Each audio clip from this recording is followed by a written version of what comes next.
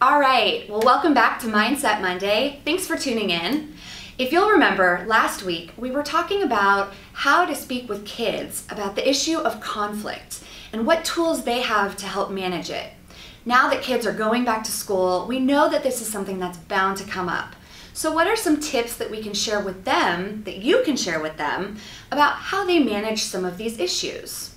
Well, one that we like to talk about is taking time before you respond to a conflict. Talk to your kids about taking that moment when they're in the heat of the moment to take a step back. Now, if they're young kids, maybe this is a little bit of a breathing exercise that they can do. If they're older kids, maybe it's asking the other kid for a moment or kind of taking some time and saying, we'll talk about this later. But we really believe in the value of not reacting in the heat of the moment, if at all possible. We also want to talk to kids about listening, really listening. And that means for kids, that you don't necessarily say that you're agreeing with someone when you're listening, but all it means is that you're giving respect to the other person. And so this is an important tool for them because they're going to run into people throughout their life that they don't agree with.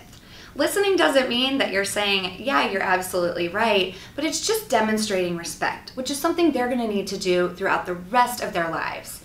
So if they can do those two things when they're engaged in a confrontation, it's going to help them not only in their current situation, but throughout the course of their entire life. Good luck.